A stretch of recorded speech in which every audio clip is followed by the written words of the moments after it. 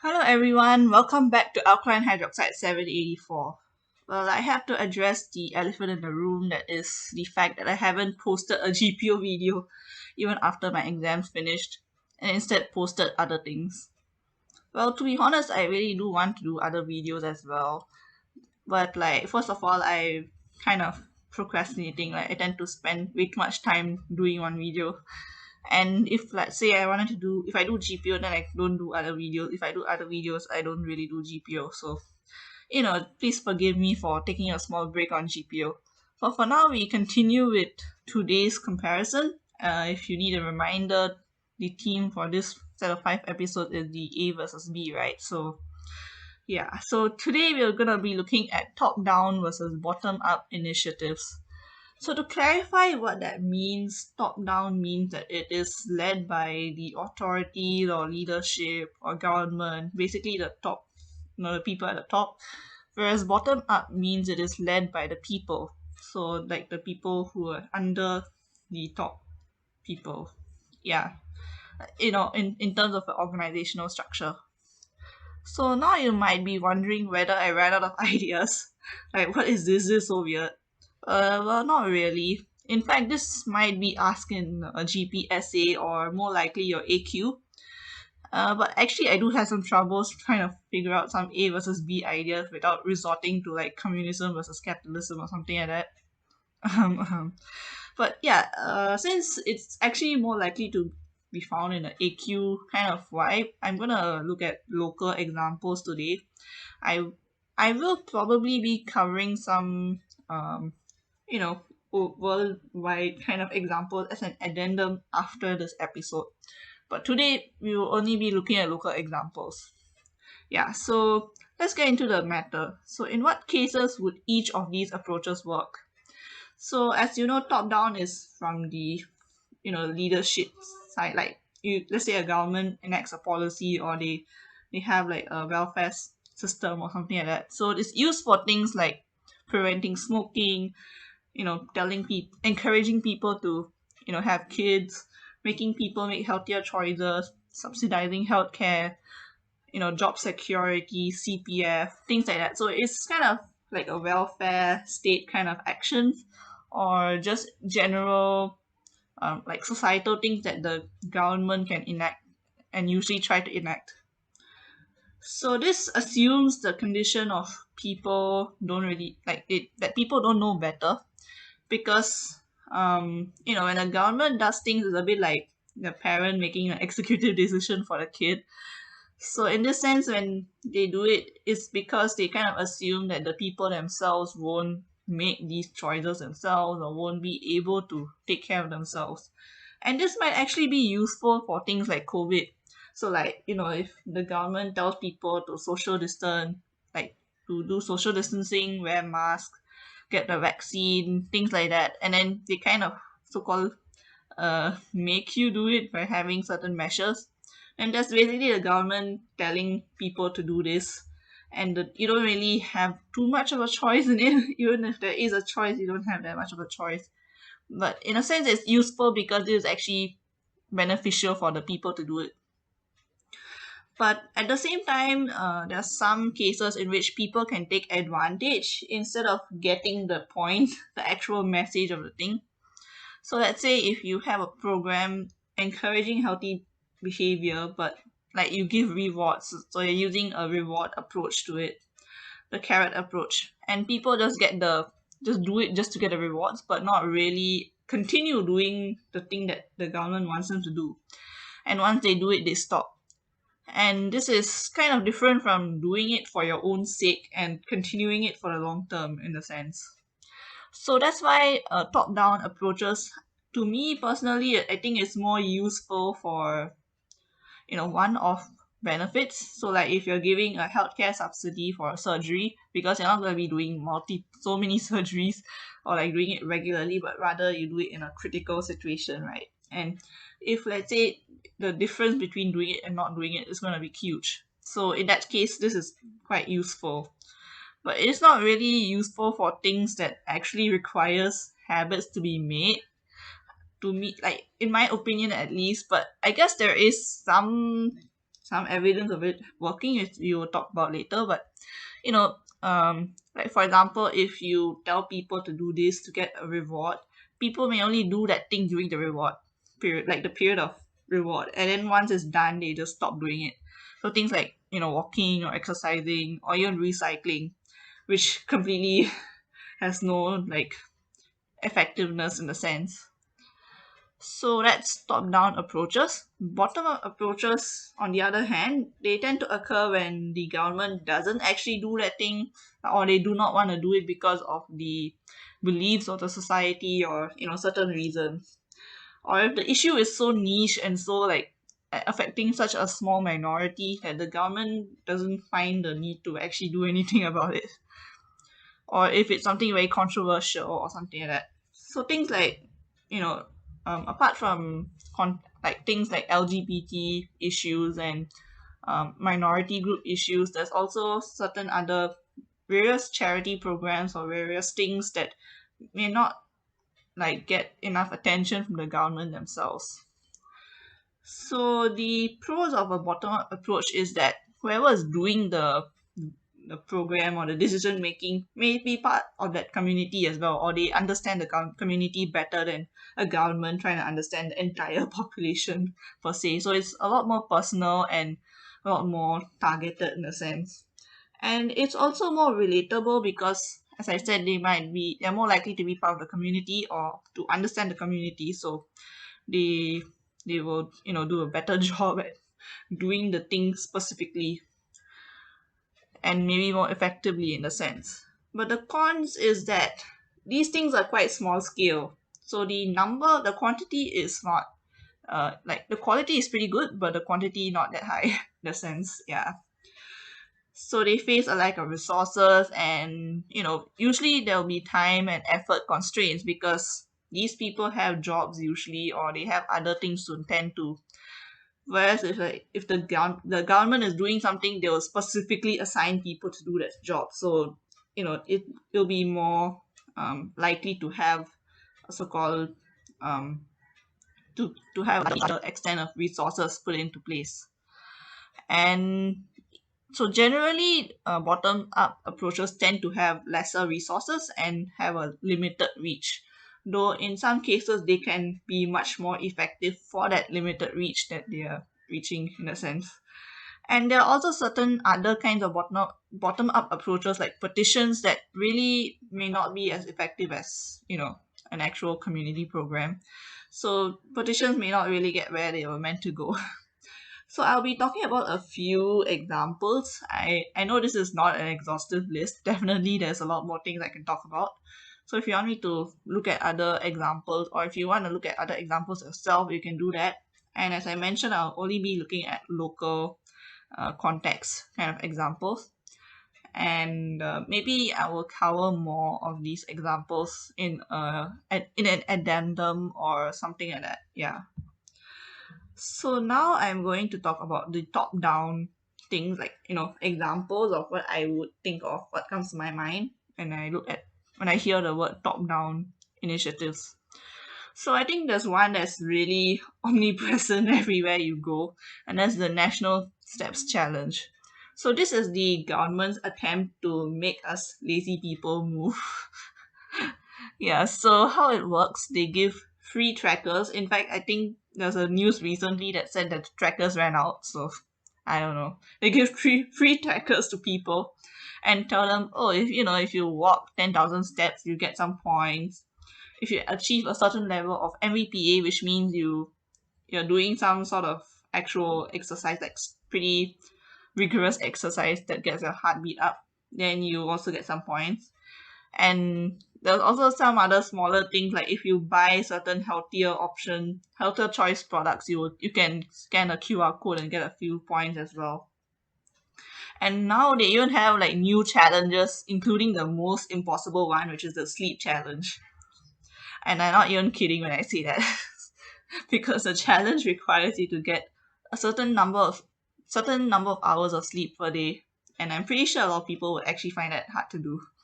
Anyways, but the thing is, they intend this to get people to move and to be healthier and things like that.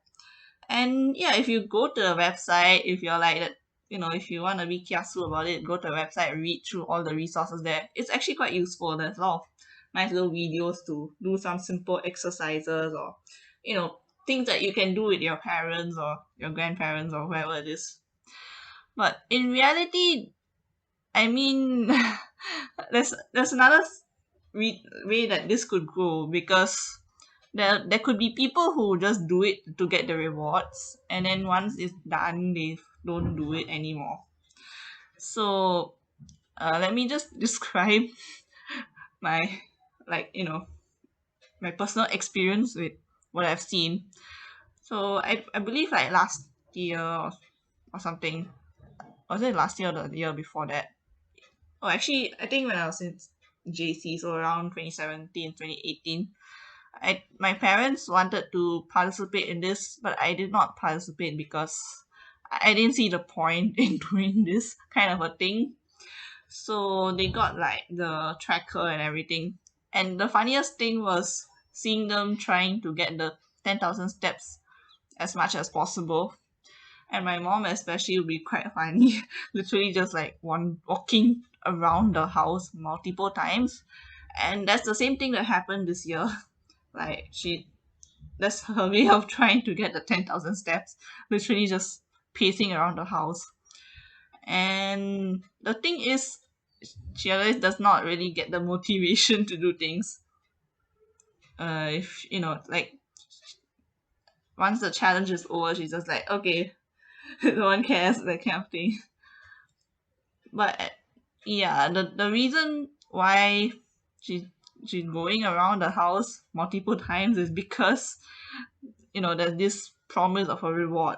And I find that so funny, because I don't think that's the point of the challenge. It's not just to walk around just to get some rewards. And to me personally, I don't see the point of, like, I don't really resonate with it. For me, I think in JC I wasn't really that into exercising or doing things, but nowadays I do some exercise. And to me, I don't like just walk around for to get 10,000 steps. I do my own things, and I do it at least quite most of the days of the week. So I don't need a national steps challenge to make me do that. Yeah. So the difference between these two cases is, one is motivated by the government's rewards, but once the rewards stop coming, it's the actions stop happening. Whereas I'm more motivated by my own need to do it so I can, be functional. Yeah. So what is that? What's the point of this? Well, the point is there's probably going to be quite a few people who are doing it just to get the rewards. And especially in 2017/2018 time, I think it was even worse. There's probably some people just shaking the tracker to, get steps, or not actually walking around. Whereas I think nowadays the tracker is a bit smarter, so it only works if you legitimately walk around. But yeah, even with all of those introductions, to me, I feel it seems skeptical. Like, I feel very skeptical about it. People just are very happy to get freebies, especially Singaporeans like their freebies. And I don't know. I'm not sure if the government really wanted this to happen, but I think it was the easiest way for them to implement it. Just give some free stuff, tell, oh, if you do this, you get this reward, and so on and so forth. So, as I mentioned just now, you need self motivation to continue doing it after the program is over. So, if you don't have like a reason, like a self reason to do it, it doesn't last. And people just do it only during the challenge. So, why does it still work? Is what my question is. Why are they doing this year after year? Does it actually work? And there was this research paper that actually said that it does work. There is a general increase in steps and stuff. So, this is using big data. So these trackers actually collect data and they can be used for research. You gotta know that. That's the extent of our privacy here. Okay. But actually, I think this is an okay use for this data. For research, it seems like a reasonable use of information. But the reason why I think this research paper states that it's working is because the government keeps introducing challenge after challenge. So the breaks in between aren't that big actually. This is already the sixth installment and they started this in 2015. So I think they kind of do it every year, kind of. So as long as they don't take a huge break and they have like smaller challenges in between as well, it should be effective in making those freebie lovers exercise a bit more unintended, like without their own knowledge, kind of. And even if they don't sustain it after the challenge, at least they do it during the period of the challenge. And of course, this is harder for a bottom up because you can't just keep doing this six installments in a row and giving free trackers and everything. The government is the one who has the huge quantities of trackers and storage, even though they themselves have run out of it and enough money to just like throw on this sort of a program. Yeah, so that is my opinion on this thing. If you have your own opinions or if you think that I'm just being a skeptical person, that's your own. You can write your own argument on this. So yeah, if so as you've seen from this, if we can talking about a different example, if we can get people to get the vaccine using some vaccine differentiated measures and even get the booster shot, well the Singapore government has a special ability to do anything in an authoritative. I mean, it's not a I'm not saying it's a bad thing or anything. It's actually a good thing to some extent. It's like a subtle kind of authoritative approach rather than a very visible sort of approach. And they have the ability to make people do things, and that's quite an interesting ability. And yeah, and a word on the COVID measures that seem unreasonable, like I don't know, the offering of music in restaurants and things. That's the one people keep complaining about. I don't know. I have a feeling that these things are partially based on previous data or theories. So let's say beforehand, like they saw, oh, the data is that cases happen in this certain location or certain theories are bound on how the transmission happens, then the measures occur relevant to that. I think what we learn from all of this is that the government really does work based off data. I think data is the thing that makes them make decisions on certain things. So maybe the data itself may not be the best way to look at it. Looking at the contextual situation might help as well. Yeah, so yeah, the only as I mentioned, it's like what this means is that reality is often quite different from predictions and things like that. And some of the measures are actually inspired by things apart from COVID specifically. Like, the VTL is based on which countries we are able to come to an agreement with. Yeah, so moving on, let's look at a different, like the next example, which is children based policy like family planning, things like that. So this has a whole long story from 1970s.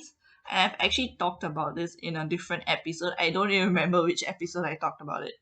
So in the 1970s, the situation was quite different actually. Singaporeans were really giving birth like no other, quite a lot of kids were being born. And the government then was like, okay, we need to reduce the number of kids. So they encourage maximum 2 kids per family. And unfortunately, with their special ability to be successful at things like this, we are way too successful and it just couldn't be reversed, even if the government itself wants to reverse it. Oh wow. So what can we say about this? Well, this is a harder thing to change compared to making people walk around.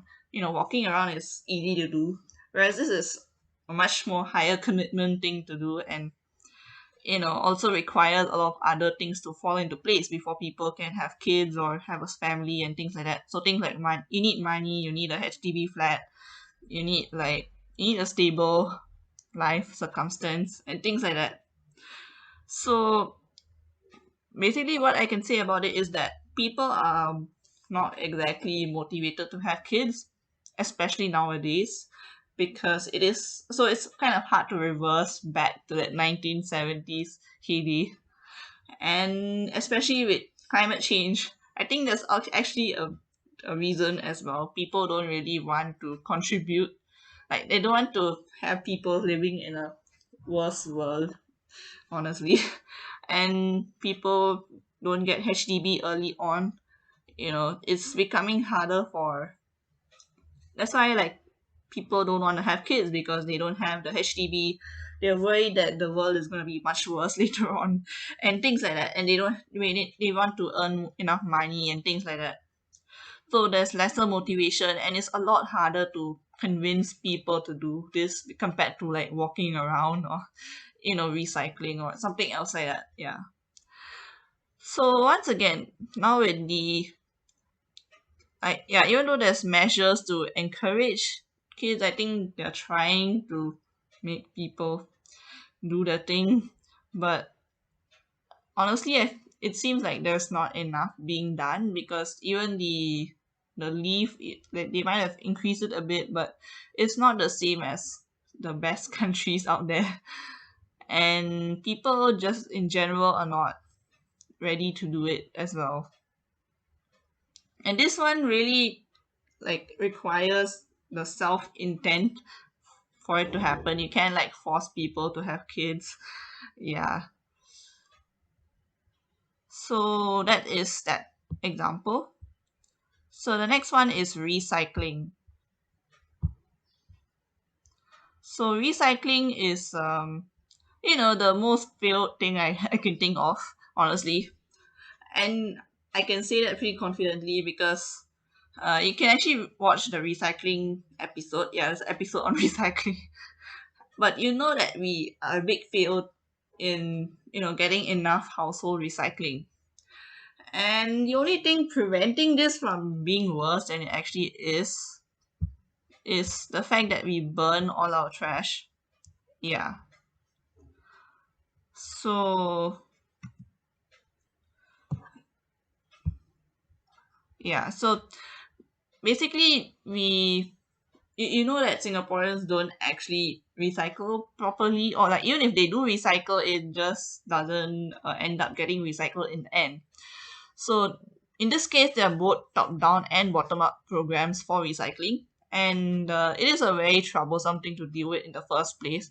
That's why, in terms of the three R's, the very first R is to reduce in the first place. Do not even get the thing if you don't need it, and then reuse if possible. Then recycle. Yeah, and in terms of recycling, it's already very hard to recycle many plastics because plastics are so like unique. There's just so many kinds of plastics that you can't really recycle each and every kind of plastic. There's not enough quantities of each kind to to to have a sustainable, profitable recycling cycle in a sense. Yeah. And in terms of the other things that can be recycled, they need to be clean and not be mixed up with other materials. And that's already a problem because people might throw something that's stained with food or other contaminated things in the recycling bin, and that entire bin is now not recyclable in a sense. And then so people need to follow those rules when recycling and not put the wrong things. And given the need to babysit people here, the fact that it's not done explicitly, like they just say, oh, this is what you should recycle and not recycle, but they don't like have any penalties or rewards for doing the recycling properly. So people don't want to bother following it properly. Like they're like, oh, okay, I think recycling is good, but they just kind of anyhow do it. And that leads to very easy contamination. And also the system itself is not very useful because we are just allowed to put all of the recyclables into one bin, and also we can easily throw our trash in that that chute with the what's that thing called, like you open it up from your house itself and then throw the trash back from there, right? So people aren't very incentivized to come all the way down to recycle certain things when they can just throw it from their house. That's what one of the articles say. Like they said that in Singapore, since it's very convenient for us to throw things from the house itself, we are less likely to recycle the thing. Yeah. So you can actually watch the recycling episode for more information on this situation. Yeah. So that's recycling. So the last one that we're gonna look at is CPF. So oh my, sorry, this is gonna be a long episode. Okay. So yeah, the inevitable CPF that you have to contribute to when you work. And at least you get some money from your employer there, and you get an easy investment going right there, and you have like, an actual responsible savings account to use for retirement. So actually it seems like a good thing, it's like a pretty good way to get people to save up for a rainy day. And this is useful for financial noobs or people who aren't into investments and stuff. It's like a low risk and guaranteed way to increase the money and have some for your retirement. It's like a safeguard for those who might otherwise spend their money on frivolous purchases, or for those who don't really have a lot of money in the first place. So apparently there are limitations to this program, and it's not just the fact that you're kind of stuck with CPF and you don't have like a choice to go with or without it in a sense, unless you emigrate out or something. And what are these limitations? Well, people who actually like investing would prefer to use the money to invest in higher risk but better buck kind of situations, and get a lot more cash out of it rather than letting it sit in a low risk and long term fund. And some people might actually want to, maybe get a new business or do something that's actually like something that requires money but will give a certain return. And they won't be able to get the money out of their CPF bank because it's not allowed for this sort of use. And yeah, I guess it makes sense. I don't know. I'm part of the noob group, so I have no idea whether this is actually a concern or not. I mean, technically, if you make enough money, then you can have a bit of it in CPF and a bit of it for actual investment. But for those who don't have as much money, this might be an issue. Yeah, so that's CPF for you. So let's look at the bottom up examples now. So the first one is the LGBT movement, of which, of course, the one that's the most prominent is the Pink Dot event annually. And yes, I probably do consider myself as an ally and probably part of the community. But I only watched the latest Pink Dot. I didn't attend or watch any of the ones before that. And I kind of realized it's a bit like it gives like an NDP kind of vibe, but for the LGBT community. I mean this in terms of how the event was executed, like the way that the event went through. Yeah. So, but anyways, apart from the event itself, which I think the point is to raise awareness and also to like celebrate the community, to gather the sentiments, things like that. There are also like videos from local YouTube channels that bring up awareness on the community. I think the most prominent one is like the TSLs and the Zula Talks. I think they have quite a few videos on that. They interview people, or yeah, they have people talking about it. And I think that also helps bring up awareness on the realities of life and show that everyone is the same at the end of the day. We're all humans, things like that. And the thing is, I only got a better understanding of what all of these, like how it works or what all the terms when researching for that episode where I was talking about the different terms used in LGBT. And after that, I found out that there's actually a difference between a sexual orientation and a romantic orientation. It's just so many details in this whole thing. So like most people may not even know about this, or like not be super aware of how this works. So really the movement is a bit limited in the sense that, the if people just see the Pink Dot event and be like, oh okay, cool, this community is a nice community, stuff like that. But at the end of the day, they may not really know the full, like knowing all the different information on how LGBT works and things like that may actually be better than just knowing that, we're all humans or things like that. Like, because having a better understanding of it will fulfill the intentions of informing and increasing the acceptance, because once you understand how it works, it's a bit easier to accept it. And in this case, of course, the government is not going to really help all that much. And even in the educational system, well, people who are transitioning have a hard time in the education system. Oh well. Anyways, so that's the reason why this ends up becoming a bottom-up initiative. It does achieve its goal, at least within their community, but it's since it may not have as much resources as the entire government. It can't really, like, the extent of impact may not be as high as a, let's say, a national steps challenge kind of extent in a sense. So apart from things like that, we can look at petitions. Okay, so petitions is, I think the site that comes to your mind when I say the word petition is change.org, and I've gotten quite a few emails to support various petitions from that website. And I have signed some of those, and some of them I'm like, what is this? I can't ignore it. But the point of this website is that someone can write a petition and then get a bunch of signatures. So what happens after that? Well, it supposedly gets addressed to the person who they want to address it to, like a higher up, who can then decide whether to make it a reality or not. So how successful is this? I don't know. It seems a bit 50-50. Sometimes it's successful, sometimes it's completely ignored. And even if they put victory, I don't actually know what that means. Like, in the site, there are some things that have victory written on it, but I don't know whether that means that it's fully a victory or if it just somehow coincidentally something happened related to it and they say, oh, okay, this is a good thing. So yeah, so sometimes it works, sometimes nothing happens. So even though it is bottom up, it relies on the top people to get the work done. So it relies on the leadership at the end of the day. So if the leadership doesn't agree with this petition, then they can just ignore it. That kind of thing. Yeah, so that's a petition. Okay, so the next one is Kickstarters. So I mean, Kickstarters, and there's also charity.org. There's those two are places where you give money for a certain cause.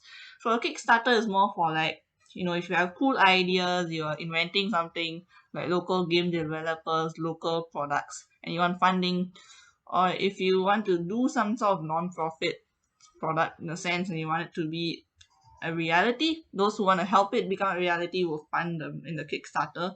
And it's a very straightforward thing. If there's enough money, it works. If not, then nothing happens. And this can be useful for certain meaningful projects that aim to help the community or introduce a legit useful product to the market.